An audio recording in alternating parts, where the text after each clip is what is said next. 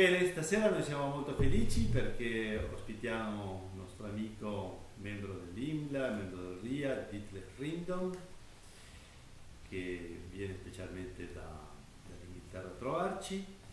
E Ditlev è una persona molto attiva all'interno del nostro gruppo e lavora sulle cose centrali che interessano a tutti noi, perché sta facendo adesso una tesi di dottorato a Cambridge, seguita da Ben Walton, che coinvolge precisamente tutto il problema migratorio dell'opera. Lui lavora specificamente sui contatti di teatri come la Scala, il Teatro Colón de Buenos Aires, il Teatro dell'Opera di Buenos Aires e il Metropolitan. Dunque sono contentissimo che lui sia qui e dunque avanti. Grazie mille a tutti. Vorrei ringraziare ancora una volta ad Annibal per l'invito a parlare. Questa è davvero solo la seconda volta a Venezia per me, purtroppo solo per un giorno, e sono molto felice di essere qui. Vorrei anche scusarmi perché il mio italiano è parlato ancora in corso, o un work in progress, come si dice in inglese. La mia ricerca è tutto in inglese, le mie lingue native sono danesi e inglesi, il mio marito è spagnolo. Allora, dopo un po' di discussione abbiamo deciso che sarebbe meglio se avessi dato il mio contributo in spagnolo, perché sarà più felice per tutti seguire questo. Almeno un'ora di presentazione in italiano è ancora un po' troppo per me, ma la prossima volta parlerò in italiano. Lo prometto, è la mia ambizione per il 2018. Quindi la mia speranza era che tutto ciò potesse essere molto informale e che abbiamo l'opportunità di parlare insieme un po'. Quindi volevo iniziare chiedendo a tutte individuali che ciò ti interessa in questo momento, che cosa stai lavorando in questo momento.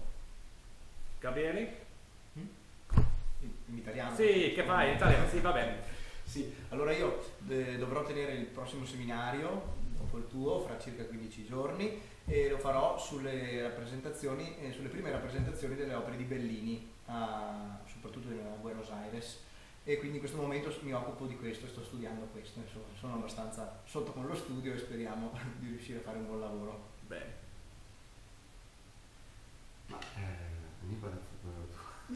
Io sono Paolo, sono un fagottista, di solito nell'IMLA mi occupo dell'aspetto organizzativo e musicale dei concerti che abbiamo fatto da 20 anni in più in questa parte.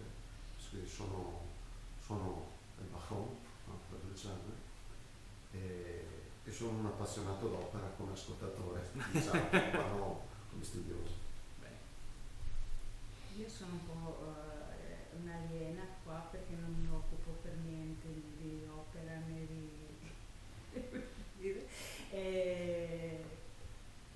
faccio a livello amatoriale insieme a lui, insieme a altre persone, la musica popolare.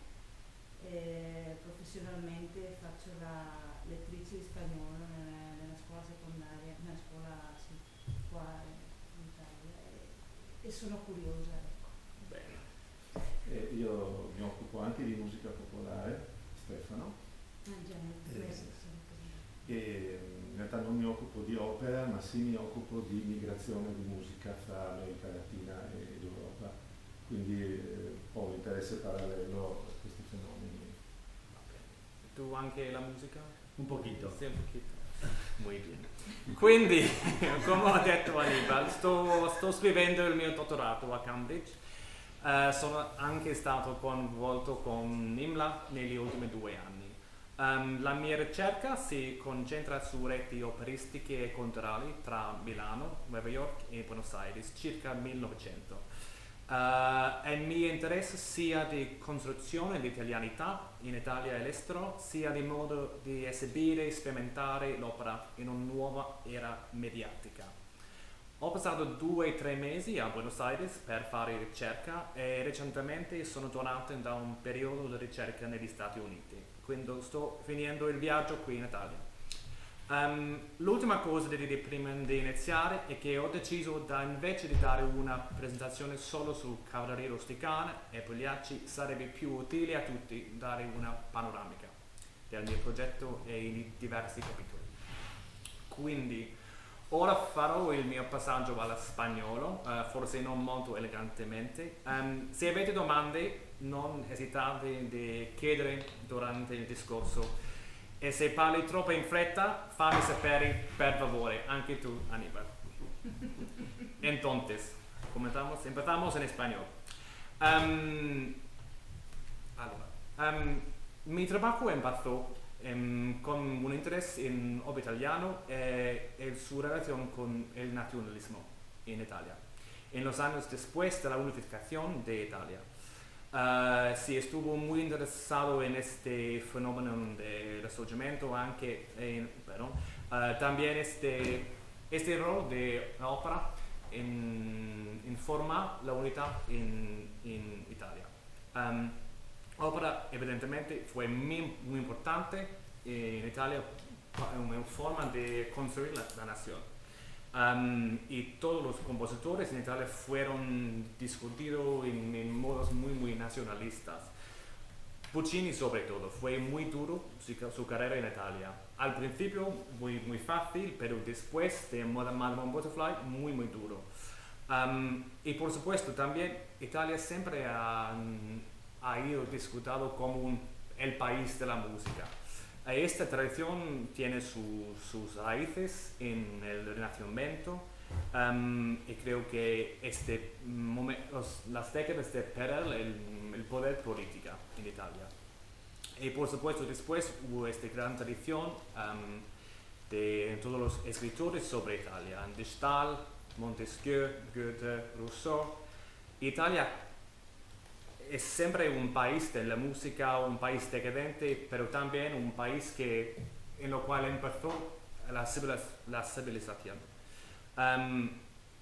Y por supuesto esta perspectiva extranjera fue muy importante también en Italia para para formar su percepción de su misma. Y este fue muy importante después de la unificación de Italia. Pero al fin del 1900 hubo nuevas formas de internetización y movilidad, nuevas formas de transporte, comunicación. Tenemos el Telegram, por ejemplo, nuevas barcas. Los periódicos son mucho más grandes casi cada año. Por ejemplo, cuando estaba trabajando en Buenos Aires, puedo ver que en 1880 los periódicos son casi 4 páginas, ¿no? Y después, 20 años después, son 30 páginas, 40 páginas, son mucho más noticias de todo el mundo. Y por supuesto, estas son las grandes décadas de migración de Italia a las Américas, pero en todo el mundo. Es la época de la migración. Y también en el mundo de la ópera es un gran momento de la movilidad de producciones, de cantantes, compositores, y hay también algo nuevo que es que hay un repertorio muy fijado de las óperas. Este empezó en 1820 casi con Rossini, pero es más y más fuerte cada década. Y al fin de este siglo estamos en un momento en el cual hay menos y menos nuevas óperas importantes cada año. La presión de ser un compositor es más duro cada año. Y en este sentido todo el mundo musical está más y más conectado. Pero también Buenos Aires y Nueva York están en su momento de llegar a estar gran capitales de la ópera en el mundo, sobre todo por ópera italiana, y son por supuesto culturales por Italia, eso sabemos. Entonces, para mí, mi tesis tiene 2 preguntas grandes. Uno es cómo estas nuevas formas de tecnología, como la Telegram, las barcas, por ejemplo, producciones, libros para hacer una producción de la ópera, cómo estas nuevas formas de conexión, que es cultural y operística, y estos cambios de poder entre Italia y el Nuevo Mundo. ¿Cómo fue su influencia en ópera en estos países, la experiencia de hacer ópera? y también cómo fue sus efectos en Italia. Y para mí he elegido estas tres ciudades por la razón que evidentemente Buenos Aires y Nueva York fueron las capitales de la ópera más importantes en las Américas.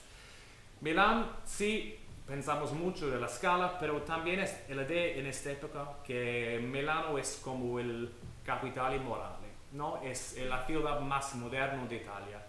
Y hay muchísimas cosas en todos los periódicos, los libros en este momento, como Milano es la gran ciudad moderna. Con Turín, Genoa es Milán sobre todo. Y el modo que uso para hacer esto es 5 microhistorias, casi en el estilo de Carlo Ginzburg. Sí, hay una cronología de 1887 hasta la Guerra Mundial, pero cada capítulo tiene temas diferentes. Y quiero explorar formas de conectividad diferentes en cada capítulo. Entonces, mi idea fue de presentar una panorámica de cada capítulo para ellos y después podemos hablar. ¿Me entiendes? ¿Se entiende? ¿Me entiendes? Muy bien. Ok. Me voy a empezar con Otello, en 1887.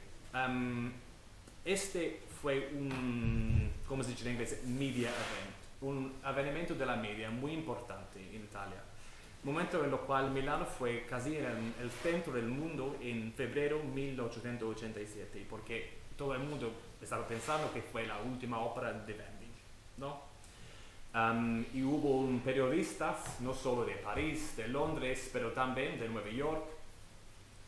Hubo muchas expectativas en Buenos Aires sobre las noticias de gente esperando cada día, todo el día, que vamos a empezar de este premio, este ensayo del mundo. Y por supuesto en Italia en ese momento Verdi fue como una figura muy importante, un héroe nacional. Y para mí la ópera Otello es interesante también porque Otello es una figura de la militario, ¿no? Es como una figura heroica en el estilo del Risorgimento, pero es también una ópera trágica. Y los historiadores hablan mucho sobre esta década en Italia, los 1880, como una década en la cual hubo muchísima desilusión sobre el Risorgimento, en el sentido que hubo muchas esperanzas en las primeras décadas, pero 20 años después tuvieron que pensar, ¿funciona o no? Y en este momento llega Otello. Y estas nuevas formas de tecnología fueron muy importantes para para traducir todo esto a otros países y a Nueva York y Buenos Aires. El telégrafo con todas las noticias, pero también hubo como este libro que fue hecho por Recording fue posible hacer esta producción igual en todos los países. Y este fue el libro más grande de este momento, es casi 100 páginas este libro, para demostrar cada movimiento de los contantes, la luz, todos los detalles, que puede hacerlo igual en todos los países. Y Otello llega a estas ciudades, a Buenos Aires, a Nueva York, y hay muchísima discusión en los periódicos, pero también el director de la primera producción en Nueva York. Hay entrevistas en las cuales muestra este libro para decir yo puedo hacerlo igual de la Scala. No solo es una ficción, tengo el libro, ópera es así ahora. Y por supuesto hubo mucha discusión en todos los periódicos en las Américas, pero también en este momento hay muchísima discusión sobre el futuro. Es la gran época de construir las ciudades, Buenos Aires sobre todo. Lo que me interesa es que hay muchas conexiones entre estos discursos urbanos y operatísticas sobre el futuro. Y el figura del tenor Tamagno, Francesco Tamagno, es muy importante aquí. Fue casi el único tenor en el mundo que puede cantar este rol, con una voz muy potente. Y en Italia, esta voz fue casi como un símbolo del Risorgimento, este poder italiano. Pero también, si solo tienes una voz que puede cantar esta ópera, pero también tienes ese libro para hacer una producción en todos los países, hay una tensión muy básica aquí entre reproducir la ópera y la realidad de la cantante. Y también en las Américas hay muchísimas discusiones sobre Verdi como un héroe italiano, también en la prensa local, español y inglés, y también italianos. Y evidentemente todos estos discursos fue también importante en Italia, pero creo que también este modo de pensar de la ópera fue un modo de aceptar o pensar en los cambios de poder entre Italia y las Américas, en el sentido que Verdi es siempre el héroe porque hay un movimiento de la ópera, es necesario construir estos mitos. Y creo que después de este estreno de Otello, paso a paso, este mito de tamaño que podemos leer en los periódicos en las Américas, que es, no hay una voz como tamaño, solo este voz puede cantar esta ópera. Este no existe en Italia, pero es en las Américas, en los periódicos, que ¿cómo podemos en 3 años hacer esta ópera? Porque este voz de tamaño es el único voz que puede hacerlo. Y caso a caso, muy paulatinamente, podemos ver que este mito de tamaño está mezclado con el mito de Verdi en Italia. Es como un objeto único que no puedes reproducir. Y este es como un símbolo de Italia y su poder. La voz de tamaño, Verdi, el héroe. Y para mí también Otello es muy interesante en ese sentido, porque sí es un héroe, pero también es como una forma llena de problemas, de ilusiones. Y en la ópera es como un símbolo de algo muy único, pero también algo que puedes reproducir, en el sentido que es una ópera sobre teatro, en un sentido, y algo es como un símbolo del teatro, ¿no? Entonces, lo que me interesa aquí es la mezcla de Verdi y Tamaño y Otello, esas tensiones entre el mito y la realidad, que algo único, algo que puedes reproducir. Y cuando leamos los periódicos muchos años después del estreno, por ejemplo, cuando Tamaño se murió, las descripciones de la voz de Tamaño son increíbles. Como este es la voz de Italia, está muriendo, este hombre está muerto y no hay ópera más después de este, porque fue un símbolo no solo de Verdi, no solo de Otello, pero de 300 años de Italia en esta voz. Entonces, voy a empezar con esto. Para mí es un ejemplo muy interesante. Con, sí, esta forma de reproducir el teatro, esta es conexión en este capítulo. Después vuelvo a Cavalleria Aristocrata y Pagliacci. En este sentido, para mí es el capítulo con más vínculos, el libro de Aníbal y su trabajo ahora. Y lo que me interesa aquí también es el movimiento de la gente. Es en el sentido mi capítulo de migración, sobre todo. Como sabemos, Cavalleria fue presentado en Roma en 1890. Y en este contexto, con una fascinación con el sur de Italia. En el sur de Italia, por supuesto, tuvo una imagen muy compleja en este momento, con muchas contradicciones. ¿Existe? Contradicción. Sí. En el sentido, sí, por supuesto, fue un problema político. Pero también hay muchos libros en el sentido que el sur de Italia también es como la corazón del país, en un sentido muy mítico. Significa algo muy especial. Es un modo de hablar de Italia pastoral, pero por sí mismo. Como en inglés puedo decir como internal hour.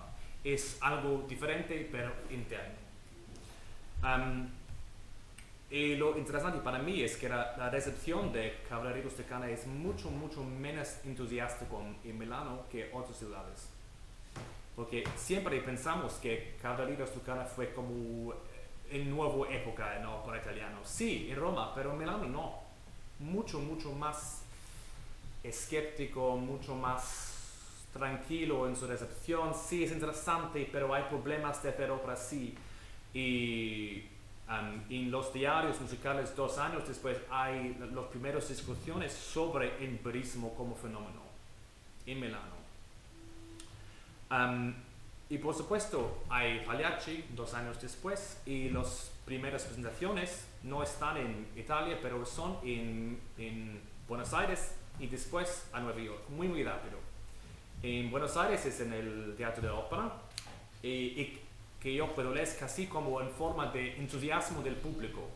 Han presentado Cavalleria, 2 años después hay Pagliacci. Hay muchísima popularidad de Pagliacci y Ferrari ha elegido de poner estas 2 óperas juntos como un regalo al público.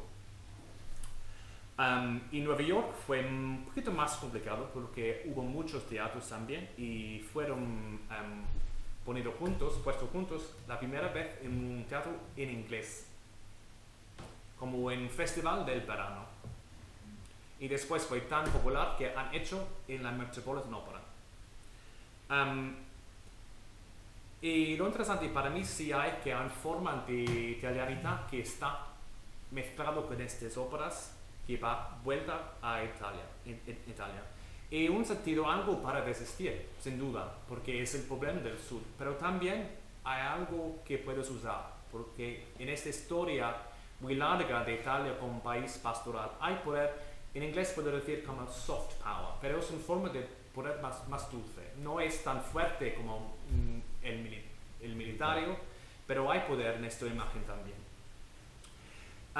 En todos los discursos sobre Italia y estas 2 óperas en la prensa en Buenos Aires y en Nueva York hay imágenes muy contradictorias de Italia.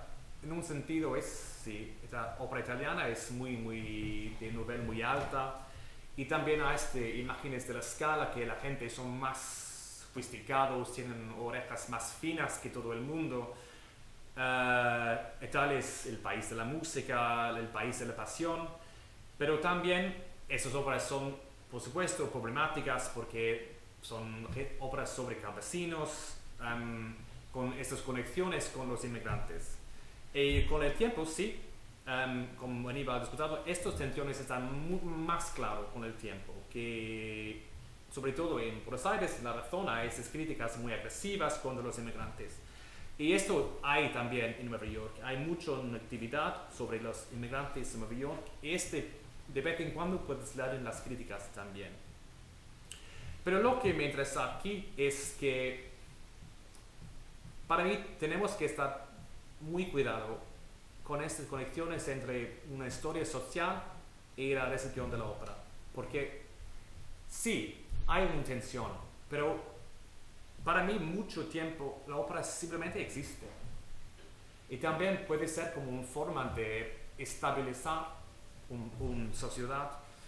Es, por supuesto, por los italianos es una forma de nacionalismo, pero también para ganar poder capital en nuestra sociedad. Pero también para la gente local, los españoles, los porteños, los americanos, puede ser un modo de construir una comunidad con los italianos también. Y en este periódico podemos ver la emergencia de esta división entre una cultura de la masa, ¿cómo se dice? Es modernismo, sí. Cultura alta, cultura baja. Es claro que ópera italiana es muy complejo en esta relación debido a la secularización de ópera en muchas partes.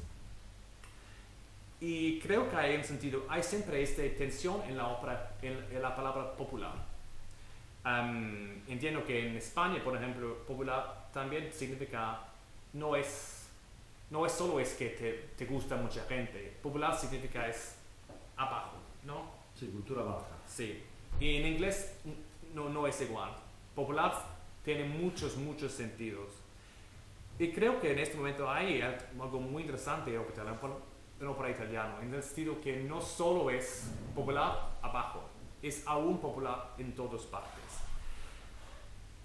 Y creo que en este sentido hay esta idea que ópera italiana es un lugar en el cual cada persona puede encontrar un parte de sí mismo. He encontrado esta frase muy interesante, hemos discutido esto, es de una entrevista con Leon Cavallo en Nueva York en 1906. Va a Nueva York a presentar sus óperas, es un desastre, la gente no le gustan óperas aparte de Pagliacci. Pero hay como entrevistas muy interesantes y hay uno en el cual el periodista, que no es italiano, es americano, dice que estamos todos italianos en el momento que estamos viviendo.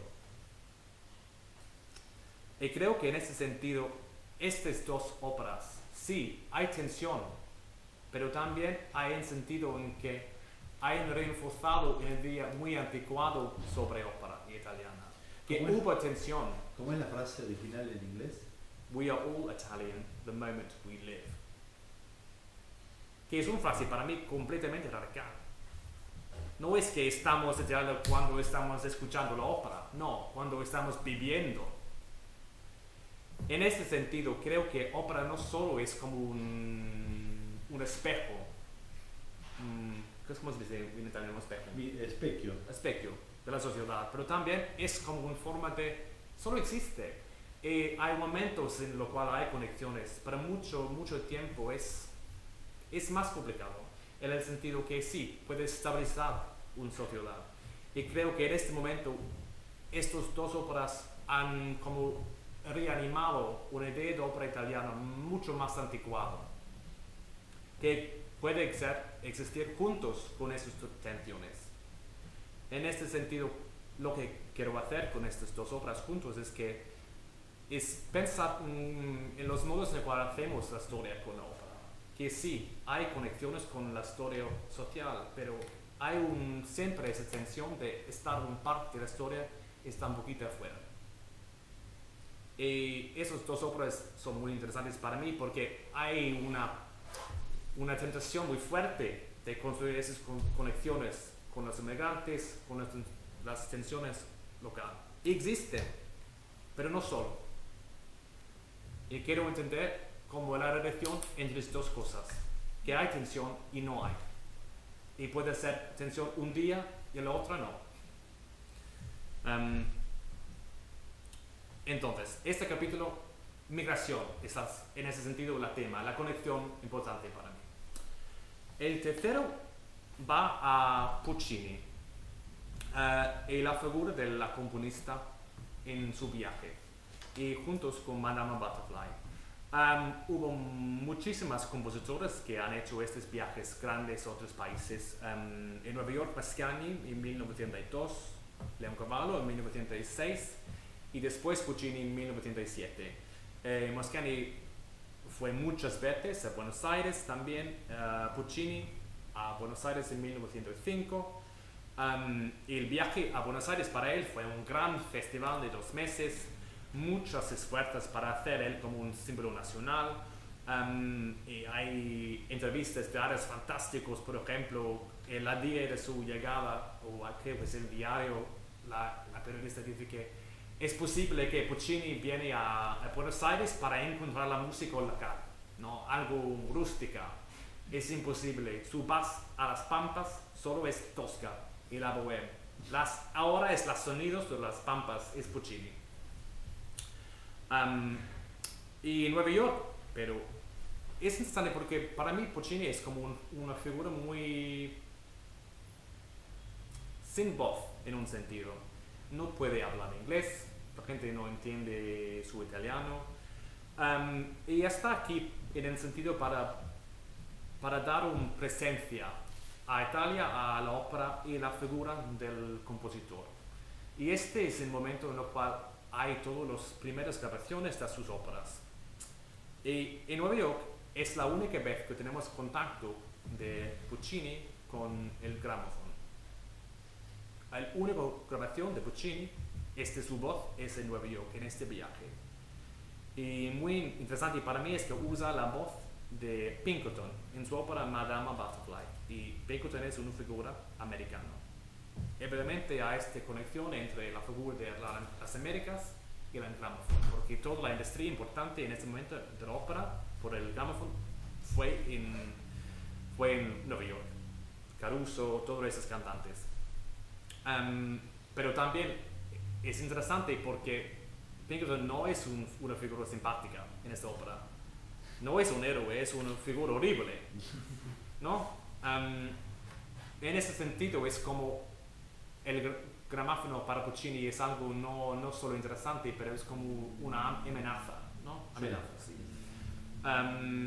Y sabemos de este periodo que Puccini tuvo una relación muy difícil por el gramófono y hay, por ejemplo, hay como una guerra en todas las publicaciones especializadas de esta industria con Puccini sobre el gramófono, porque él no recibió dinero de esos discos de Caruso y los otros. En ese sentido, el cantante es mucho más importante que el compositor. Y podemos ver, por ejemplo, todos los anuncios de su gramófono puedes aprender a cantar con esta grabación. Claro. No necesitas ir a la ópera. Nelly Melba puede ser tu profesor de cantar con este disco. Y no es Puccini, es los cantantes. Y el compositor es menos y menos importante. Y creo en ese sentido Puccini está en Nueva York para dar su cuerpo al gramófono, ¿no? Porque las grabaciones sin sonidos sin cuerpo.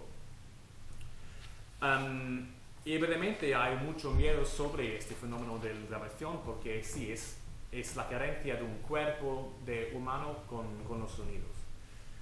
Y lo que me interesa aquí es que sí. Scusa, Sì, cioè, esiste un documento d'archivio di questa, La grabación de di Puccini, questa grabazione? Sì, esiste. YouTube. Ecco, sì. Ah, sí, YouTube, ahora sí. poquito. Sí, muy poco. Es muy interesante también porque en YouTube no hay todo, pero fue en la oficina de Columbia Gramophone Company. Hay como una introducción de un hombre para decir que, y no es que, por ejemplo, esta grabación no fue un regalo a Puccini, fue como un documento de su presencia en los Estados Unidos, para estar allí. Ahora es en Torre del Lago, la grabación. Puedes comprarlo en la tienda. Sí, sí. Bueno saberlo. Sí. Pero creo que no es todo, porque hay una instrucción que no está en el disco. Pero sí, lo que me interesa es que en este momento, antes de su viaje, Puccini está en Nueva York para presentar Madama Butterfly. Es su ópera con la figura americana y la mujer de Japón. Y las Américas no son simpáticos aquí, ¿no? Es el contacto entre América y el viejo mundo. Hay un sentido en el cual Japón es como Italia, ¿no? Butterfly es como la mujer italiana con su niño. Sí. Y Pinkerton es como una figura de la modernidad americana, capitalismo. Y lo que me interesa aquí es cómo la ópera podemos pensar en la ópera como un modo de investigar el fenómeno de las grabaciones y esta relación entre Italia y las Américas en esta nueva época. Por ejemplo, porque toda la ópera es que Butterfly quiere este contacto entre los cuerpos, que la voz y el cuerpo están juntos. Estamos siempre esperando por Pinkerton. No podemos ver Pinkerton, pero también no está en la escena. Está siempre esperando el sonido de Pinkerton de las afueras, ¿no? Las pistolas de Pinkerton. Cuando está esperando a Pinkerton, tenemos este coro famoso de, ¿cómo se dice en español? Humming. Boca chiusa. Boca chiusa, que es la voz dentro, no la voz ahí. Es la voz está en su cuerpo. Y al fin sus últimas palabras a su niña son guarda bien. Tienes que escuchar y mirarme en este último momento, que lo que veas y lo que puedes escuchar están juntos. Entonces hay esta fascinación entre los sonidos y lo visual en esta ópera, que no es único para Puccini en esta ópera, es un tema que usa mucho, pero aquí es como una figura americana. Y hay un sentido en el cual creo que Puccini está explorando la significación del gramófono por la ópera. Es como casi una metáfora esta ópera en un sentido para mí. Entonces, para mí sí, las conexiones aquí, para mí en este capítulo son el gramófono y estos discursos entre la música incorporado sin cuerpo. Bien. El 4 capítulo para mí solo es en Milano. Y hay un momento muy importante para mí en la historia aquí, es la primera exposición universal en Italia, que es en Milano, 1906. Porque hubo la segunda, ¿no? Hace 2 años hubo una exposición en Milano. Sí. Y este fenómeno es muy importante, por supuesto, en estas décadas. La primera que sí fue en Londres en 1857, pero esta es la primera vez en Italia que hay uno. Y son siempre para demostrar la importancia de una ciudad, un país, del mundo. Pero también es como la invención de un espacio global.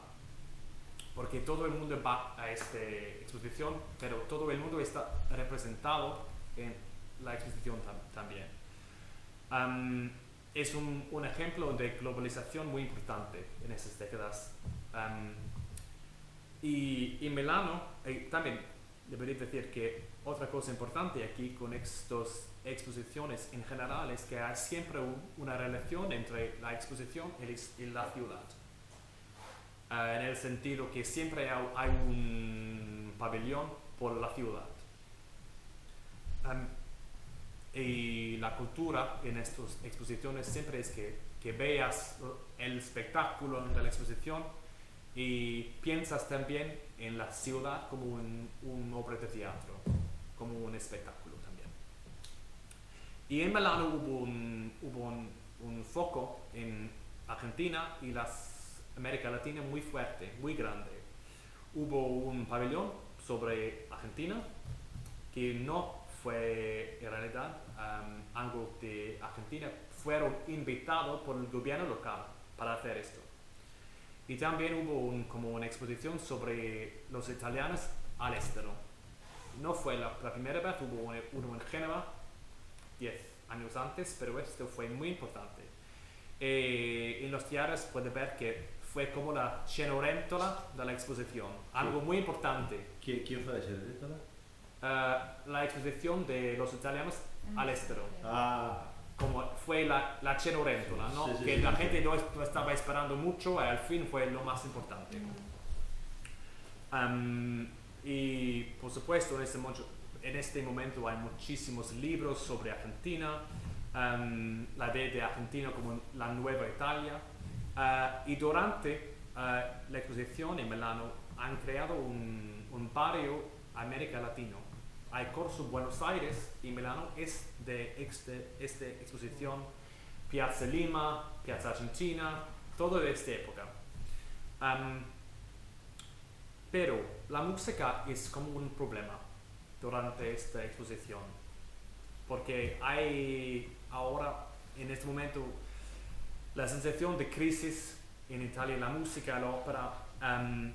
Hay muchas quejas en la prensa sobre las exposiciones de la música, que no hay suficiente, que sin música en esta exposición es como la carencia de la identidad de Italia.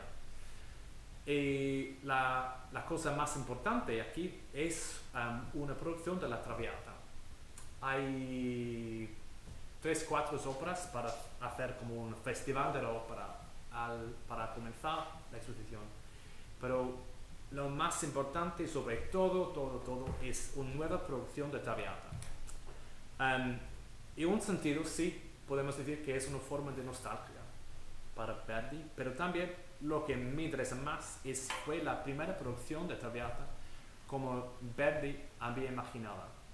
Porque Verdi quiso hacer la Traviata en toda la Europa de su tiempo y no fue posible debido a los censores, y la ópera fue siempre presentada en Europa de 1700.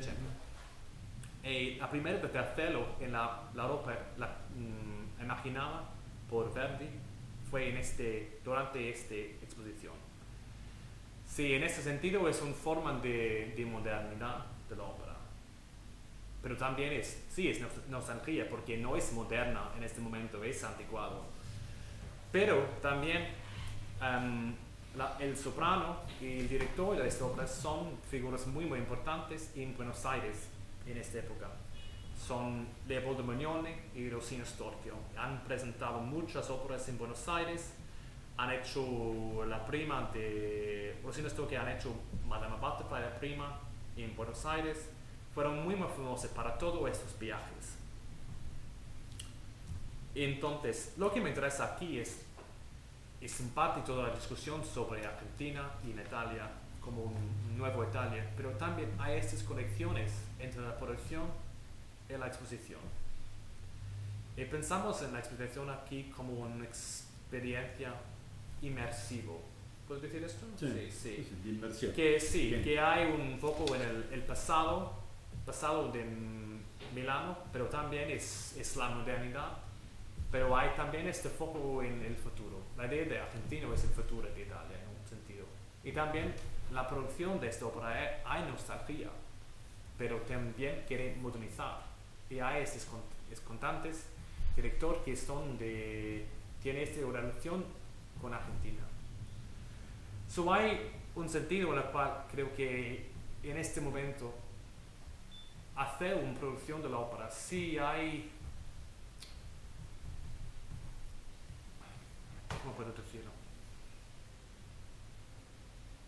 Hay una forma que lo haces, el repertorio es tan globalizado que quieres hacer algo local, sin duda, pero también creo que estamos en un momento aquí en 1906 en lo cual la gente está empezando a experimentar de nuevas formas de hacer producciones.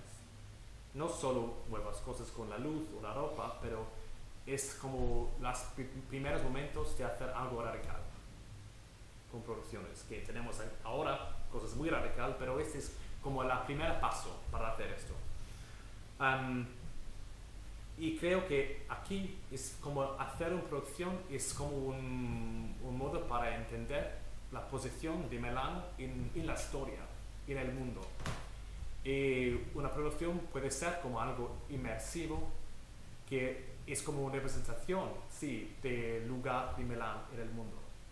Su posición en la historia. Tiene el pasado, pero también hay este movimiento a las Américas. Y la experiencia de estar en esta producción es como, sí, una representación de la modo de pensar Milano en este momento. Y algo muy importante para mí aquí, en el modo que ópera es, sí, inmersivo, que puede representar sus ideas sobre historia dentro de esta producción. Y es un cambio muy importante para mí en el estilo de hacer producciones, pero también la idea de qué puede ópera hacer. Es un modo de comentar sobre la historia también, no solo una presentación, pero sí, es como un símbolo de la posición de Milano en el mundo ahora, esta producción. Hitler, cuando hablas de la novedad, aquí, Sí. ¿estás hablando de la puesta en escena? En la producción, Sí. sí, porque es la primera vez que lo haces en este modo moderno, que Sí. debería ser un símbolo de la modernidad de París en esta época. Claro. Y por supuesto la exposición en ese momento fue todo inspirado por París también, porque fue la ciudad más moderna del mundo con Londres en este momento. Y todas las cosas, la exposición aparte de las artes es tecnología, la modernidad de, no sé, hacer cosas con la agua, la electricidad, las invenciones modernas, ¿no? Pero sí, la modernidad en esta producción, sí, en parte es también los sonidos, que hay muchas cosas en las críticas que sí, que hay algo raro en esto, porque las voces no están como la gente imaginaron de esta época de Verdi. Ahora tienen los voces de cantantes de Puccini. Ah, con el cambio de técnica. Sí, Se prevede un cambio de técnica. sí. Esto también. Pero sí, lo que este interés empezó porque toda la gente que hace trabajo con exposiciones están interesados en el sentido que una exposición es como una forma de experimentar con la globalización en estas décadas. Pero creo que una producción de la ópera también puede hacer todo esto en su momento de experimentarlo también. Allora, el quinto, poco a poco arriviamo all'ora del spritz. Menos mal.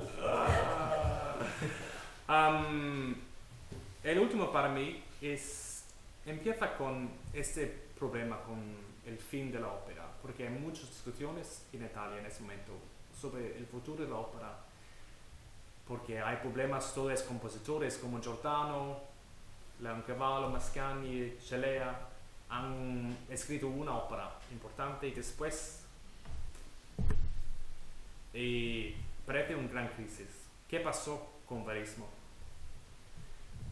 Y también en este momento el repertorio está completamente conectado en todos los grandes teatros del mundo. Este es un cambio más importante, que es este momento en el cual podemos hablar de un repertorio global. No solo ópera italiana, pero también Wagner, ópera francés, un montón de Wagner en todos los teatros en Buenos Aires en este momento también. ¿Y qué hacen los teatros ahí para tener una historia local? Con el repertorio está completamente conectado. Y ahora hay siempre una discusión sobre esta ópera americana de Puccini, La fanciulla del West, que fue presentado en Nueva York en 1910. Y en la prensa en Italia fue demasiado americano, en América demasiado italiano. Pero en general no fue una ópera muy importante por el repertorio. Y fue un problema por razones de nacionalismo en todos los dos países.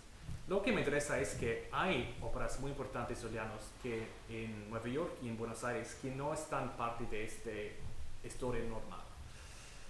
Y para mí son, ejemplo, en Buenos Aires de Isabeau de Mascagni, que esta ópera tuvo su estreno del mundo en Buenos Aires, y en Nueva York a esta obra de Montemezzi, L'amore dei tre re.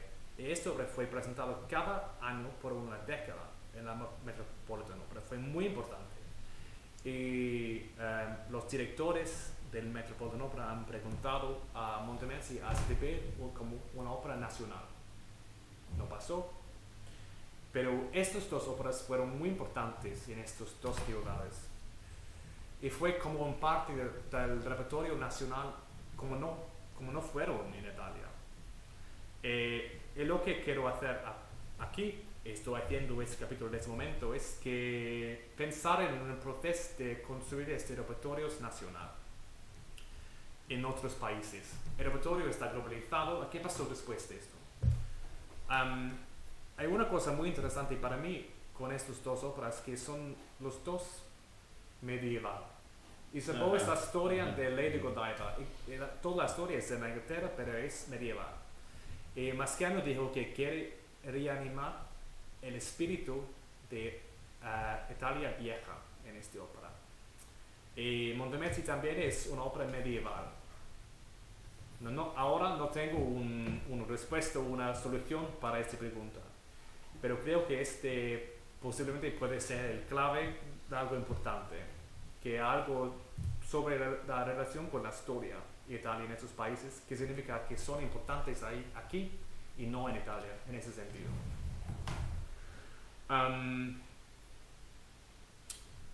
No sé, ahora no tengo una solución por esta pregunta, pero para mí parece importante, porque sí, ahora es momento que en todos los teatros el repertorio es casi igual. En Buenos Aires es ópera italiana, es Wagner, hay óperas francesas como Gounod, Massenet, Meyerbeer,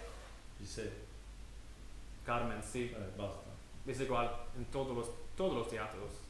Buenos Aires, La Scala, Nueva York también. Debido a que, sea, a que hay contactos constantes. Sí, constante. No hay o sea, es algo que se produce espontáneamente de alguna manera, o hay una organización detrás que hace que a todos los lugares vayan. Es complicado, sí, hay entre Italia y Buenos Aires sí hay contacto, pero también los empresarios tienen mucho poder en Buenos Aires, ¿no? Por ejemplo, Cavalleria Rusticana Pagliacci es un ejemplo perfecto, porque hubo esta popularidad de las óperas y han elegido de ponerlo en puntos, Sí. y no en Italia. Y otra cosa interesante para mí que creo que en las Américas hubo este fenómeno de un repertorio muy fijado que pasó antes, que pasó primero en los Estados Unidos y en Argentina que en Italia, porque fue necesario importar la ópera y si hay un fracaso en Italia no pasa a enviarlo a Argentina, sino es necesario. Y pensamos que este cambio de un repertorio nuevo a repertorio vieja es posiblemente una de las grandes cosas musicales en este siglo, ¿no? En este sentido que ahora escuchamos ópera vieja, no óperas nuevas. Y este pasó antes en las Américas que en la Italia, creo, también. Posiblemente es importante por este tema de Mascagni y Montemezzi también, pero no sé. Pero sí, sin duda fue poder. Y en Nueva York, por ejemplo, el teatro tuvo muchos vínculos con Londres, porque los empresarios de Covent Garden y en Londres y Metropolitan fueron la misma persona en varios años. Y después, en 1908, la jefe de la Scala va a Nueva York para ser el director. Y hubo mucha ansiedad en la prensa, por ejemplo, que va a ser un teatro demasiado italiano. Pero sin duda sí, los empresarios tuvieron muchas poder para cambiar el repertorio, porque es el dinero, ¿no? Ahora, ¿preguntas? ¿Algo que podemos discutir?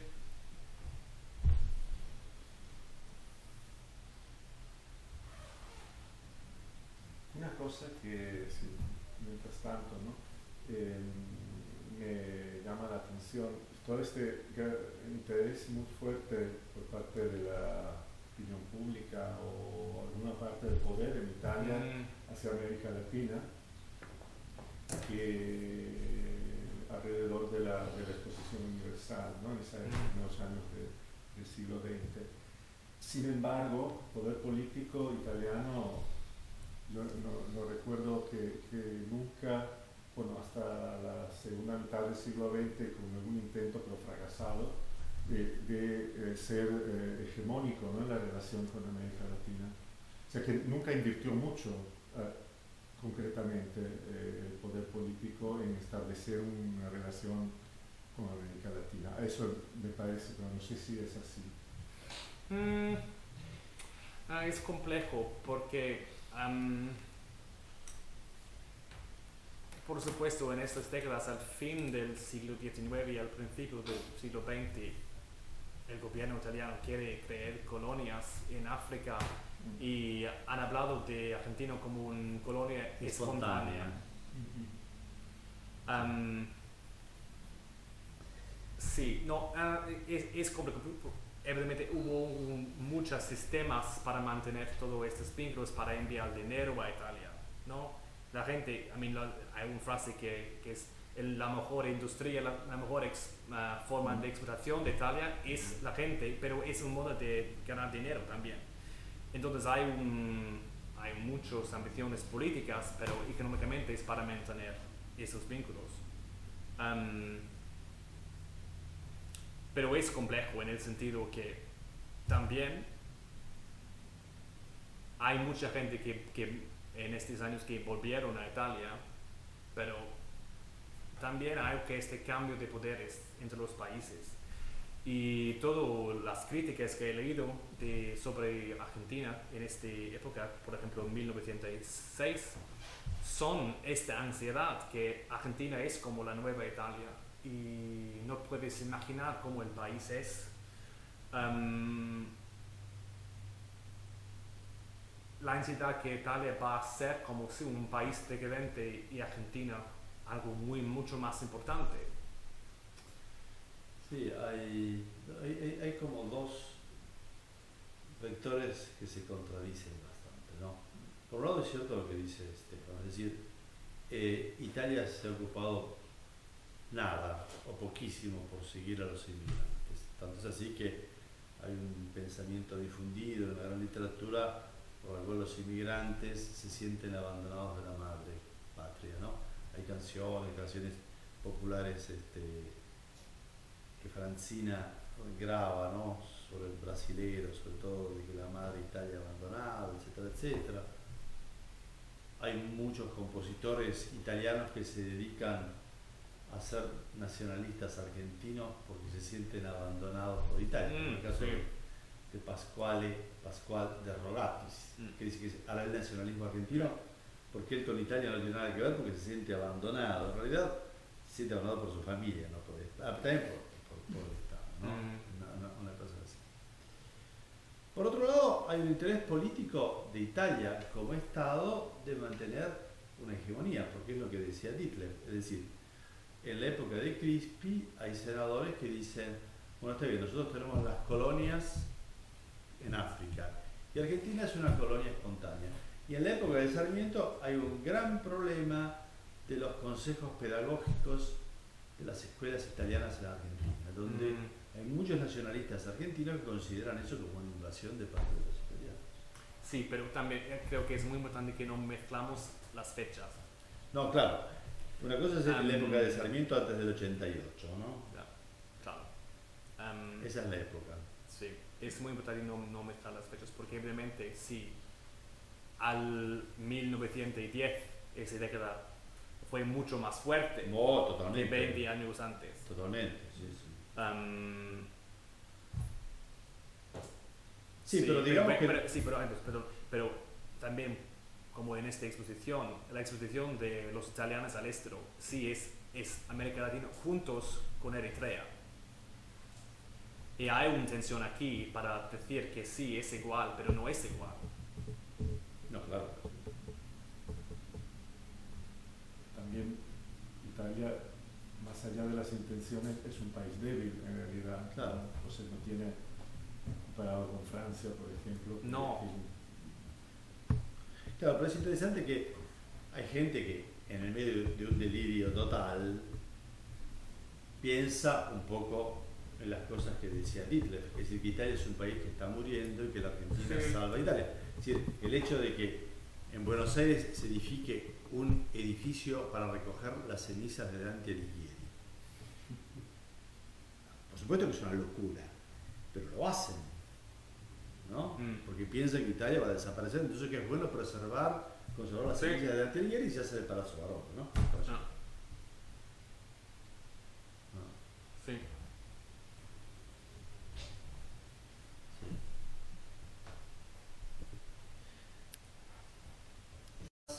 El caso de Puccini y Butterfly, habías hablado de la grabación de Puccini, ¿cierto? Sí. ¿Por qué lo asociabas con Pinkerton? Él dice algo sobre la grabación, dice algo de Pinkerton. No tiene mucho, sus últimas frases es America Forever, que es la frase de Pinkerton en su área. ¿A eso lo dice en la grabación? Sí. Ah. Dice casi 20 segundos de cosas, pero la última es America Forever. O sea que él se identifica con Pinkerton. Sí, como su voz en la grabación es la voz de como Pinkerton. Y algo en esta tecnología que está identificado con Pinkerton. Claro, sí, el poder, el colonialismo, el barco. Sí. Entiendo, es interesante eso. Sí. Por ahí era lo único que sabía decir en inglés.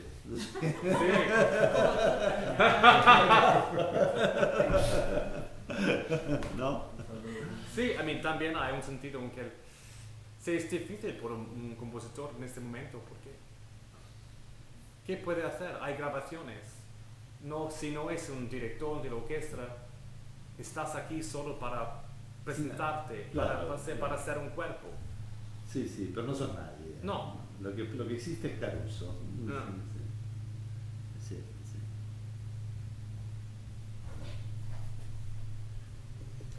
¿Puedes hablar de la novedad que supuso ese libro, que Mm. incluía incluso todas las indicaciones escenográficas? Mi pregunta de ignorante total. Antes de eso, ¿qué pasaba? Sí, existió este libro, pero este es lo más grande de mucho. Entonces, el primero fue en Italia fue por Le Vepres Siciliane, este obra de Verdi de 1857. ¿Se llamaba? Pero sí, entonces, hubo esta tradición de hacer libros en París para las grandes obras. Se llamaba Disposiciones Escénicas. Disposiciones escénicas. Y el